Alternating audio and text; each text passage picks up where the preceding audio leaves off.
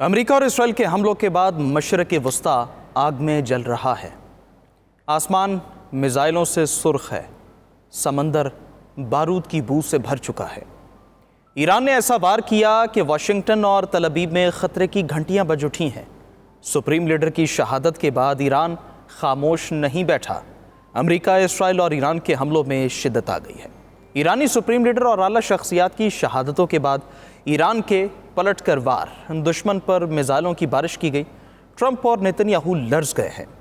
Iran का अमरीकी बहरी जहाज़ USS इब्राहिम लिंकन पर बैलिस्टिक मिसाइलों से हमला। ईरान के खिलाफ ऑपरेशन में 3 अमरीकी फ़ौजी मारे गए हैं, 5 शदीद ज़ख्मी हो गए। अमरीकी सेंट्रल कमांड ने तस्दीक की। अमरीकी बहरी बेड़े इब्राहिम लिंकन की ताकत कितनी है, क्या इसे भी तबाह किया जा सकता है? ईरान ने मिसाइल पर नए मिसाइल दाग दिए। पासदारान इनक़िलाब ने ख़तरे के सायरन बजने का ऐलान कर दिया है। इसराइल पर ईरानी मिसाइल हमलों से शिद्दत आ गई। इसराइल के अंदर ईरानी मिसाइल गिरते ही सायरन बज गए। इसराइलियों की दौड़ें लग गई। ईरानियों का इसराइल पर अब तक का मोहलिक तरीन हमला, जिसने पूरे इसराइल में थरथली मचा दी है। इसराइल के इलाके बैत शम्स में ईरान का बैलिस्टिक मिसाइल से हमला हुआ। 9 इसराइली हलाक और 30 के करीब शहरी ज़ख्मी हुए। उधर ईरानी सुप्रीम कमांडर के ओहदे के लिए मुज्तबा खामिनाई के अलावा 2 और नाम सामने आ गए हैं। नया सुप्रीम लीडर कौन होगा, इस बारे अमल शुरू हो चुका है। आप देख रहे हैं 92 डिजिटल, मैं हूँ सामा गयूर अख्तर। नाजरीन, ईरान के अरब ममालिक में अमरीकी एयर बेसिस पर ताबड़तोड़ हमलों का नुकसान हुआ है। UAE की वजारत दिफा ने ईरान के हमलों और नुकसानात की तफसील जारी की है। इस वीलॉग में तमाम अपडेट्स आपके साथ हम शेयर करेंगे। व्यूअर्स, ईरान ने फ़ज़ाई हमलों के बाद अमेरिका पर बहरी हमला भी कर दिया। ईरान की जानिब से अमेरिका के सबसे मजबूत बहरी बेड़े इब्राहिम लिंकन पर हमला किया गया। रिपोर्ट में बताया गया है कि अमेरिकी फ़ौज ने तस्लीम किया कि ईरान पर हमलों के दौरान 3 एहलकार हलाक, 5 शदीद ज़ख्मी हुए। सेंट्रल कमांड ने बताया कि दीगर कई फ़ौजी एहलकारों को मामूली ज़ख्म आए और नुकसान पहुँचा है, जिन्हें वापस भेजा जा रहा है, जबकि ऑपरेशन जारी है और कार्रवाइयाँ भी ख़त्म नहीं हुई। ईरान ने बड़ा वार करते हुए अमरीकी बहरी बेड़े में शामिल तैयारा बरदार जहाज़ इब्राहिम लिंकन पर बैलिस्टिक मिसाइलों से हमला किया, जिसने अमरीका की बर्तरी को खाक में मिला दिया है।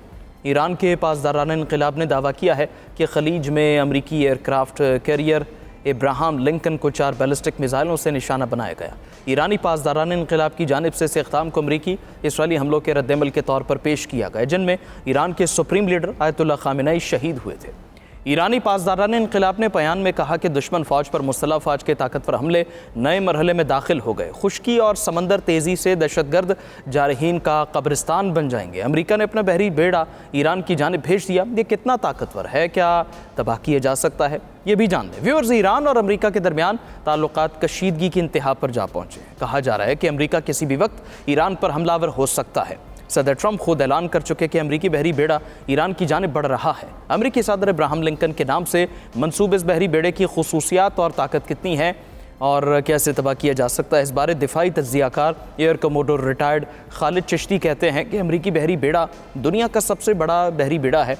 ये 1 लाख टन वज़न के साथ समंदर पर 60 किलोमीटर फ़ी घंटा की रफ्तार से सफ़र कर सकता है, जो नॉर्मल एयरक्राफ्ट की निस्बत बहुत ज़्यादा है। जबकि ये 75 के करीब बड़े जंगी फाइटर जहाज़ अपने साथ ले जाने की सलाहियत भी रखता है।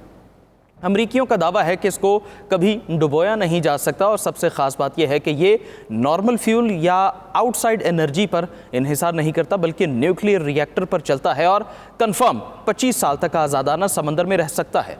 अगर इसको समंदर से बाहर लाया जाता है तो वो उस पर मौजूद इंसानी अमले की वजह से, क्योंकि इंसान इतनी देर समंदर में रहने की सलाहियत नहीं रखता, इसीलिए रोटेशन करनी पड़ती है। इस जहाज़ पर टेक्नीशियन समेत 5500 के करीब अमला बैक मौजूद होता है। ये बहरी बेड़ा पहली बार इस्तेमाल नहीं हुआ। गल्फ, इराक, ईरान और अफगानिस्तान के खिलाफ कार्रवाइयों के दौरान भी इसे समंदर या करीबी कोस्टल पर लाया गया।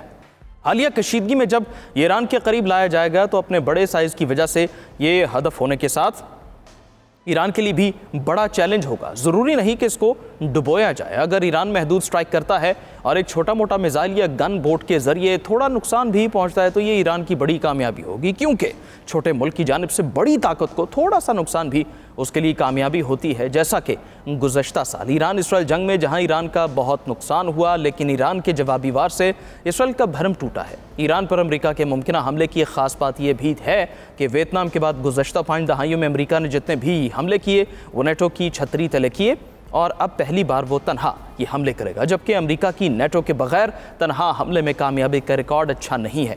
ईरान ने खतरे की घंटी बजाई है। ईरानी सरकारी टेलीविजन के मुताबिक इतवार की सुबह ईरान ने इसराइल और खित्ते में अमरीकी अड्डों पर नए हमले किए।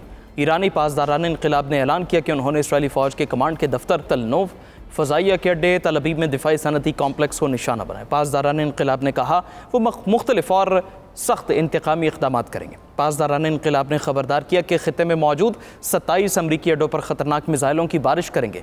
इसराइल में ख़तरे के सायरन खामोश नहीं होंगे। इतवार की सुबह वस्ती इसराइल में ख़तरे के सायरन बजने की आवाज़ें सुनी गई हैं, जबकि अरब मीडिया बता रहा है कि तल अबीब, यरूशलेम, बेरेशेबी में सारन बजे हैं। हैफा में धमाकों की आवाज़ें सुनी गई हैं। धुएं के सुतून बुलंद हुए हैं। इसी दौरान कतर के दोहा, मुत्तहिदा अरब अमारात के दुबई, बहरीन के अलमनामा में भी मुसलसल दूसरे रोज़ धमाकों की लहरें सुनाई दी गई हैं। मुत्तहिदा अरब अमारात की दिफाई फोर्सेस ने दुबई के आसमान में मुतअद्दिद मिसाइलों को नाकारा बनाया, जबकि बहरीन के अल-जुफैर इलाके को भी निशाना बनाया गया। दोहा में मिसाइलों के एतराज़ के बाद धमाके सुनाई दिए गए। बहरीन की वजारत दाखिला ने शहरियों, मुकीम अफराद को महफूज जगहों पर रहने की हिदायत की गई है। उधर ईरान की जानिब से अमेरिका और इसराइल के खिलाफ जवाबी कार्रवाइयों का सिलसिला नई शिद्दत इख्तियार कर चुका है, जिसमें दुश्मन के मुख्तलिफ अहदाफ को निशाना बनाया जा रहा है। ताज़ा तरीन बैलिस्टिक हमले में इसराइल में सायरन बजवा दिए गए। इसराइली इमरजेंसी सर्विसेज कहती हैं कि बैत शम्स शहर में ईरानी बैलिस्टिक मिसाइल के हमले में मरने वालों की तादाद 9 हो गई है। इस हमले में कम से कम 27 अफराद जख्मी हुए, जिनमें 2 की हालत तशवीशनाक है। इसराइल की इमरजेंसी रिस्पॉन्स सर्विस ने बताया यरूशलेम के करीब एक रिहायशी इमारत पर बराह रास्त मिसाइल लगने से 8 अफराद हलाक हुए हैं। ये इसराइल का सबसे मोहलिक वाक़या है। इसराइली पुलिस बताती है कि बराह रास्त निशाना बनने के नतीजे में इमारत को शदीद नुकसान पहुंचा। गिरने का वाक़या पेश आया। MDA की जानिब से जाए वक़्वा से वीडियो भी दिखाई गई और फायर फाइटर आग बुझाने की उसमें कोशिश कर रहे हैं। उस जगह से धुआं उठ रहा है, जो एक बड़ा असरअंदाज होता नजर आता है। सुप्रीम लीडर आयतुल्लाह खामेनी की शहादत के बाद ईरान ने नए सुप्रीम कमांडर के इंतखाब के लिए उबूरी काउंसिल तश्कील दी है। उबूरी काउंसिल नए सुप्रीम लीडर के इंतखाब तक क़यादत की जिम्मेदारी संभालेगी। इस काउंसिल में तरक्की पसंद सदर मसूद पेज़ेश्कियान, अदलिया के क़दामत पसंद सरबरा गुलाम हुसैन मोहसिनी को शामिल किया गया। ईरानी मीडिया का दावा है कि ईरानी सदर अदलिया के सरबरा के साथ साथ एक फ़क़िया भी इक़्तिदार मुंतक़ली की निगरानी करेंगे। ईरानी आइन के मुताबिक उबूरी काउंसिल उस वक्त तक काम करती है जब तक 88 रुकनी मजलिस खबरदगान नए सुप्रीम लीडर का इंतखाब नहीं कर लेती। खामेनी के बेटे मुश्तबा खामेनी, अली लारेजानी और Ayatollah Ghulam Hussain मोहसिनी supreme commander के ओहदे के मजबूत उम्मीदवार हैं। अली लारेजानी ने एक बयान में कहा कि अमेरिका और इसराइल ने ईरानी अवाम के दिल जलाए, हम अमेरिका और इसराइली रजीम के दिल जलाएंगे। अमेरिका और इसराइल ईरान को तकसीम, लूट मार करना चाहते हैं। ईरानी पार्लियामेंट के स्पीकर मोहम्मद बाक़िर कालिबाफ ने अमेरिकी सदर ट्रंप और इसराइली वज़ीर-ए-आज़म नेतन्याहू को इबरतनाक अंजाम की वार्निंग दी। कालिबाफ ने रहबर आला खामेनी की शहादत पर गहरे दुख का इजहार किया। उन्होंने वाज़ेह किया कि हमने उन लम्हात के लिए पहले से मनसूबाबंदी कर रखी थी। इमाम खामेनी की शहादत के बाद अब एक लीडरशिप काउंसिल तश्कील दी जाएगी, जो हुकाम, दिफाई अफवाज और अवाम के दरमियान नाकाबिल तसव्वुर इत्तेहाद और ताकत पैदा करेगी। अमेरिका और इसराइल ने हमारी रेड लाइन उबूर कर ली, अब दुश्मन को इसकी कीमत चुकानी है। हमारी अफवाज ने अब तक अपनी सलाहियतों का सिर्फ एक हिस्सा इस्तेमाल किया, अभी हिसाब बराबर होना बाकी है। वे उस मशरक़ वस्ता में जंग के शोलों में शिद्दत बरकरार है। ईरान में अमेरिका इसराइल के हमले और इसराइली मीडिया का साबिक ईरानी सदर अहमदी नजाद के भी हमले में मारे जाने का दावा सामने आया है। इसराइली फ़ौज कहती है कि ईरानी दाखिली सिक्योरिटी फोर्सेस के हेडक्वार्टर और दर्जनों दीगर मकामात को भी तबाह किया गया। अमरीकी मीडिया के मुताबिक अमरीकी B-2 बम्बार तैयारे से ज़ेर ज़मीन ईरानी बैलिस्टिक मिसाइल साइट्स को निशाना बनाया गया। अरब मीडिया का दावा है कि अमरीका और इसराइल के हमलों से ईरान में 200 से ज़्यादा अफराद शहीद, 750 से ज़ख्मी हुए हैं। ईरान के खलीजी ममालिक में अमरीकी अड्डों पर भी हमले शिद्दत से जारी हैं। मुत्तहिदा अरब अमारात में ईरानी मिसाइल हमलों से 3 अफराद जाँ बहक, 58 ज़ख्मी हुए। इराक पर ईरानी हमले में 2 अफराद जाँ बहक हुए, 5 ज़ख्मी हुए। कुवैत में एक शख्स जाँ बहक हुआ, 32 ज़ख्मी हुए। कतर में 16 अफराद, बहरीन में 4, ओमान में 5 अफराद ज़ख्मी हुए। दूसरी जानिब आबनाए हॉर्मज़ आज दूसरे रोज़ भी बंद की गई है। ये सिर्फ मिसाइलों की जंग नहीं, ये बका की जंग बन चुकी है। ईरान का कहना है बदला और हिसाब अब भी बाकी है। अमेरिका दावा करते हैं कि कार्रवाइयाँ जारी रहेंगी। इसराइल हाई अलर्ट पर है, खलीजी ममालिक खौफ में हैं और आबनाए हॉर्मज़ की बंदिश ने दुनिया की मईशत को भी ख़तरे में डाल दिया। सवाल यह है कि क्या ये जंग महदूद रहेगी या पूरा खित्ता लपेट में आ जाएगा? क्या अमरीकी बहरी बेड़ा वाकई नाकाबिल तस्खीर है या तारीख़ एक नया मोड़ लेने जा रही है? आने वाले 1 घंटे, चंद दिन फैसला कुन हो सकते हैं। इस बारे आपकी क्या राय है? कमेंट सेक्शन में बताइए। अल्लाह हाफ़िज़।